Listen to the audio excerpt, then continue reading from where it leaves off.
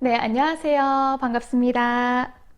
네, 여러분들의 건강하고 행복한 삶을 응원하는 건강 스토리텔러 정화입니다.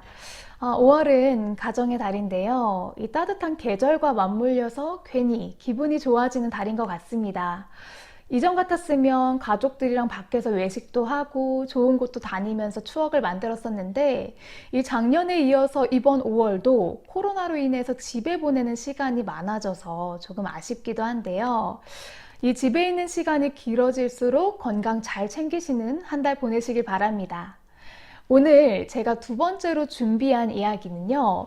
이 소화기학회 전문의인 에다 아카시 저자 장내세균의 역습이라는 책에 대한 리뷰입니다. 우리 몸 면역세포의 70%는 장에 존재하는데요. 결국에 우리 몸의 면역력의 70%가 장에 달렸다라는 이야기죠. 장내 미생물의 숫자는 이 100조에서 1000조 개나 되는데 이 소장과 대장에 살면서 우리 몸에 좋은 유익균과 그리고 몸에 해로운 유해균이 균형을 이루고 있습니다. 이 중 이 유익균을 프로바이오틱스라고 하는데요. 장내 유익균이 많아지면 장 건강이 개선돼서 면역력이 높아지는 아군의 역할을 하죠.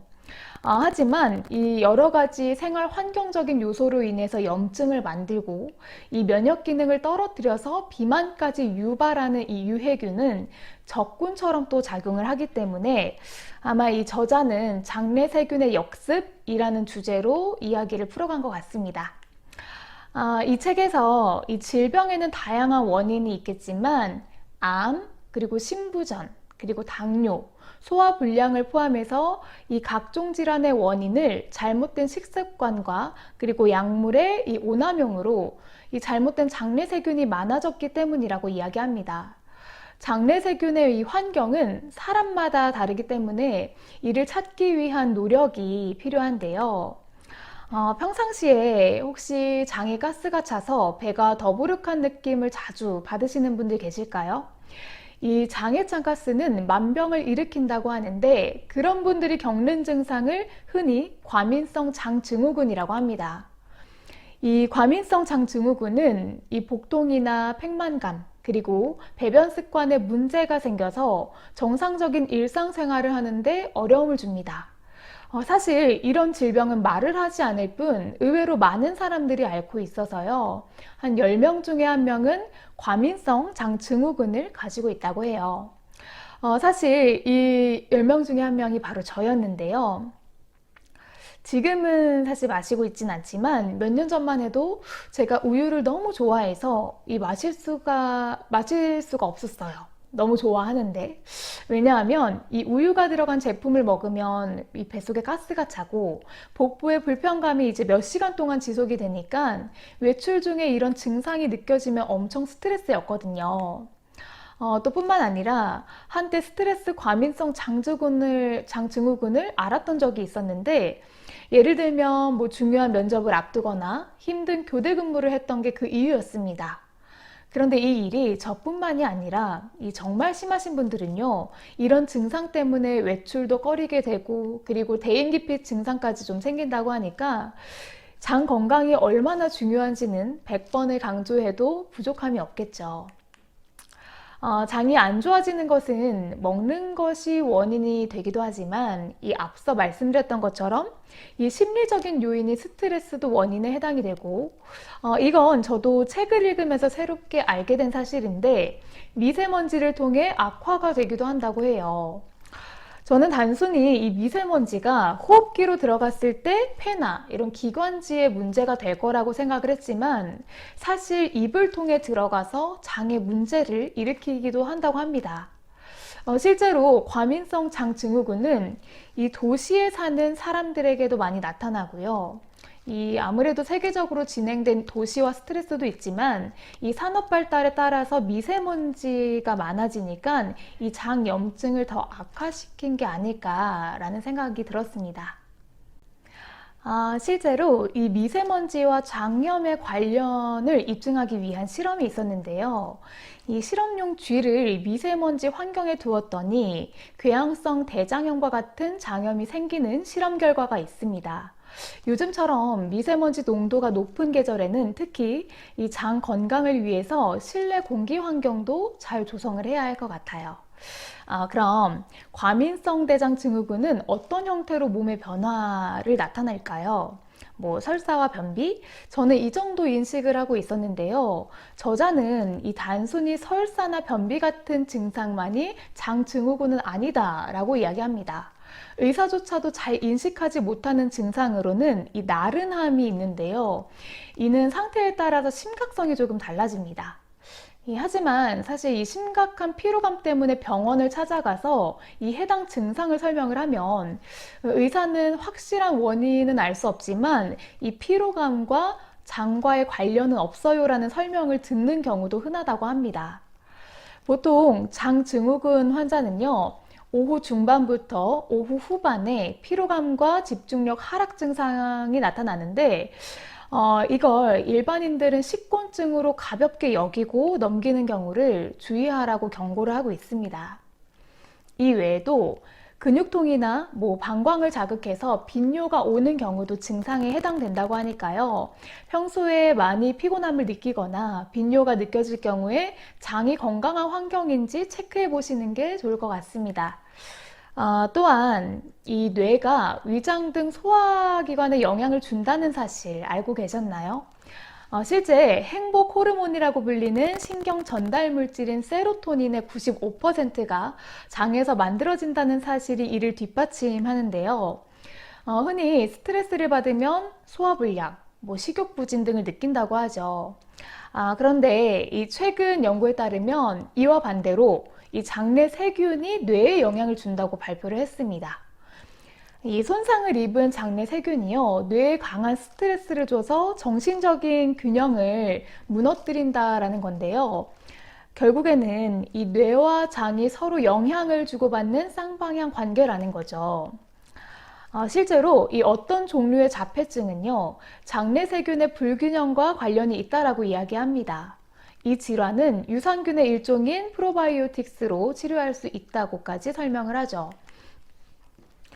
우리가 스트레스를 받으면 소화가 잘 안 되고 또 이 기간이 지속되면 과민성 대장증후군을 겪는 분들이 많으신데, 반대 개념으로 장내 세균이 뇌에 강한 스트레스를 준다고 하니까 결국 뇌와 장은 연관성이 크고 또 스트레스가 만병의 근원이다 말할 정도니까요. 무엇보다 나한테 스트레스 받는 환경이 있다면 좀 이걸 과감하게 제거를 하고 긍정적인 마음으로 생활하는 습관을 해주시는 게 가장 좋습니다.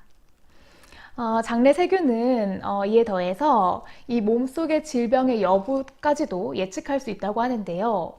이 과학학술지 네이처에 발표한 이 논문에 따르면 당뇨병이 발생하기 전, 즉 이 혈당 수치가 정상인 사람들의 변을 보존해 두고 이 5년 후에 당뇨병에 걸린 사람과 그렇지 않은 사람의 장내 세균을 비교를 해봤더니 이 당뇨병에 걸린 사람들은 증상이 발생하기 5년 전부터 이미 특정 세균이 증가하고 있었다고 합니다. 이거는 특히 장내 세균을 가지고 있어서 당뇨가 유발이 되었다, 혹은 특정 세균이 당뇨병을 유발한다라는 추측이 가능하다라는 거죠. 그뿐만이 아니라 구강 내 세균은 이 장내 세균의 1만 분의 1 정도로 극히 사실 적은 양이긴 하지만 이 매일 1,500억 개의 이 구강 내 세균이 이 몸속으로 들어가면 몸속 전체에 또 영향을 미친다고 합니다. 특히 용서할 수 없는 세균이라고 일컬어지는 이 세균 중에 하나는요, 치주질환을 유발하는 균으로 장 점막을 공격을 하고 또 장염증을 악화해서 면역력을 떨어뜨린다고 하는데, 결국에는 말 그대로 우리 몸 전체가 세균의 통제를 받고 있다라는 거죠. 우리 장에는 약 100조 개의 장내 세균이 살고 있고, 한 사람의 몸속에 지는 장내 세균의 무게는요, 무려 1kg에서 2kg나 됩니다. 이렇게 많은 장내 세균 중에서 우리는 어떻게 해야 이 몸의 유익균을 보존하고 건강하게 살 수 있을까요? 저자는 서양식 식사는 장 방어벽을 무너뜨리니까 이런 식습관은 탈피해야 한다라고 지적하고 있습니다. 서양식 식사는 지방 함량이 높고 또 섬유소가 적기 때문에 당연하게도 식이섬유 섭취율이 떨어지게 되고 결국 장내 세균이 굶어 죽는 환경을 조성하기 때문입니다. 이렇게 되면 장을 둘러싸고 있는 점액이 얇아져서 세균이 점막에 접근해서 틈이 벌어지게 되고 결국 이런 악습과는 비알코올성 지방간이나 심근경색 같은 혈관 질환에도 노출되기가 쉽습니다. 이런 증상은 심각해지기 전까지 자각 증상이 거의 없는 그런 가벼운 만성 염증으로 시작되기 때문에 평소에 장 건강을 유지하기 위해서는 건강한 된장이나 효소들로 장을 보호해 줄 필요성이 있습니다. 그리고 우리 젊은 사람들의 경우 습관처럼 마시는 음료가 있죠. 네, 사이다, 콜라. 특히 수험생들의 경우에는 공부를 하기 위해서 각성 상태를 유지하려고 이 각성 음료를 달고 사는 경우가 많은데요. 저도 사실 그런 사람들 중에 한 명이었습니다. 회사를 출근하기 전에 이 특정 회사의 자양강장제를 한 캔 마시고 다니곤 했는데 사실 이런 습관이 매우 잘못되고 위험한 습관이라는 거죠. 이 과당 음료는 사실 달고 맛있긴 하지만 치아를 사이사이 부식시키기도 하고 또 치주 질환을 일으키는 세균은 면역 시스템을 교란시키기 때문에 장염증도 악화시킵니다. 또한 이 음료가 또 체내로 들어오게 되면 바로 간으로 저장이 되기 때문에 비만이나 지방간도 유발을 한다고 합니다. 이제는 치아와 장의 이 상관관계를 알았으니까 앞으로 장 건강을 위해서는 치아를 청결히 유지하고 치주 질환을 일으키는 세균을 줄이는 습관도 중요하겠죠? 이 외에도 술과 이 기름진 안주는 피하시는 게 좋고요. 현대의학계에서는 이 소화성 궤양의 원인을 아스피린이나 진통제로 보고 있기 때문에 지나친 복용은 피해 주시는 게 좋습니다. 자, 그렇다면 저자가 말하는 해결법은 무엇일까요? 일단 세균이 좋아하는 먹이는 주지 않는 것입니다. 시보 환자이거나 이 위에 나열했던 증상이 있으신 분들은 저탄수화물식 이 식사를 추천을 합니다. 구체적으로는 뭐 빵이나 파스타 같은 밀가루 식품, 그리고 우유, 그리고 뭐 유제품에 들어가 있는 락토스와 같이 이당류, 혹은 뭐 장에서 흡수가 잘 안 되는 과당, 인공 탄수화물을 포함해서 폴리올 같은 당질을 제외한 식사를 해주시는 게 좋습니다.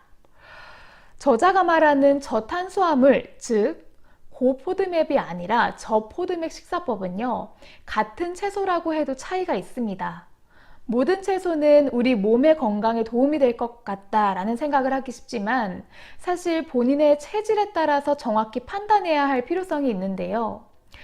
저포드맵에 포함되는 채소는 예를 들어서 가지, 그리고 토마토, 또 방울토마토, 브로콜리, 당근, 피망, 그리고 고추, 시금치, 호박, 오이, 그리고 감자, 생강, 그리고 오크라, 양상추, 죽순, 무, 콩나물, 또 청경채, 배추, 순무, 또 양배추, 그리고 마, 그리고 애호박, 파슬리, 그리고 레디시, 올리브, 고수, 모로헤이야와 같은 것들이 있다고 합니다.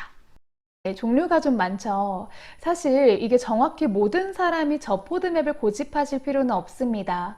장이 건강하고 또 박테리아 과잉 성장 증후군이 없으신 분들은 골고루 야채를 섭취하는 게 좋다는 것을 참고 부탁드립니다. 네, 두 번째로 이 곡물 종류로는 쌀, 그리고 현미, 쌀가루, 또 100% 메밀, 글루텐 프리 식품, 그리고 오트밀, 시리얼, 녹말, 곤약 같은 곡물입니다. 혹시 구독자분들 주변에 이 궤양성 대장염이나 크론병 환자분 혹은 장관 점막 치료 후에도 계속 배가 아프신 분들이 계시다면 이 저포드맵 식사를 좀 추천을 해드립니다. 이런 환자는 유당과 과당의 흡수 장애를 겪고 있을 확률이 높기 때문입니다. 네, 그 외에도요, 평소 습관으로 이 영상을 보고 계시는 우리 구독자분들 하루에 물 어느 정도 드시고 계신가요?